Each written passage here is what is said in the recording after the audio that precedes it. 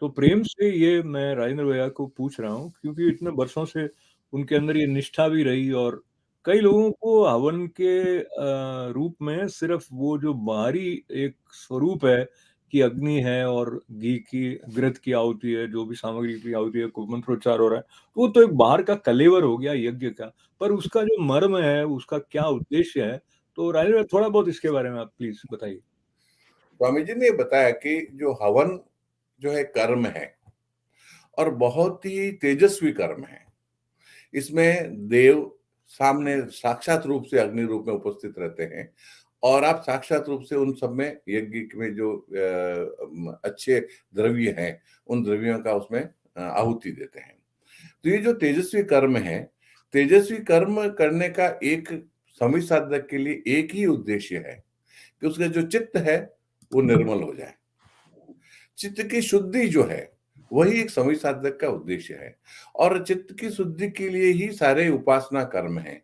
चाहे वो भजन हो, चाहे मंत्र साधना हो, चाहे ध्यान हो, चाहे हवन हो और हवन एक उन सब में एक तेजस्वी कर्म है और सबसे ज्यादा तेजस्वी कर्म इसलिए है कि एक सामूहिक है। जब सामूहिक होता है, संगठित होता है, संगठित रूप से होता है, तो भगवान उसको बहुत ज्यादा पसंद करते हैं। क्योंकि भगवान भी अपने एक से अनेक रूप में हुए और अपने संगठित रूप से इस पूरे पृथ्वी को चला रहे हैं।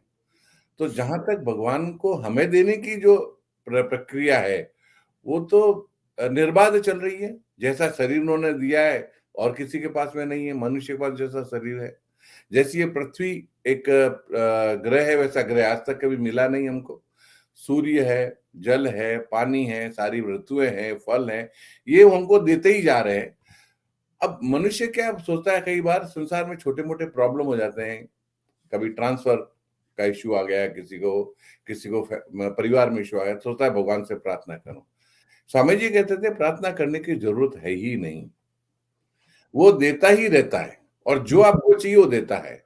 तकलीफ ये है कि हमारा चित्त शुद्ध नहीं होता है, तो हम उसकी आवाज को पहचान नहीं पाते। जो वो दे रहा होता है तो हम उसको ले नहीं पाते हैं। तो अगर आपका चित्त शुद्ध हो, तो जो देगा वो आप ले लोगे और ले लोगे तो कमी होने की कोई संभावना ही नहीं है। एक राजा के बेटे को कभी किसी चीज की कमी हो सकती है?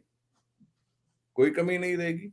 जब तक वो अनुशासन में है, जो राजा जो कहता है उस हिसाब से करता रहे, तो सब कुछ मिलता रहेगा, राजपाट भी मिलेगा। तो वैसे ही भक्त को कोई कमी रहती नहीं। तो हम हवन से हमारी चित्त शुद्धि करते हैं, एक। और दूसरा धन्यवाद देते हैं भगवान को कि आपने इतना कुछ दिया, तो हम आपको जो दे रहे हैं वो आप ही का है।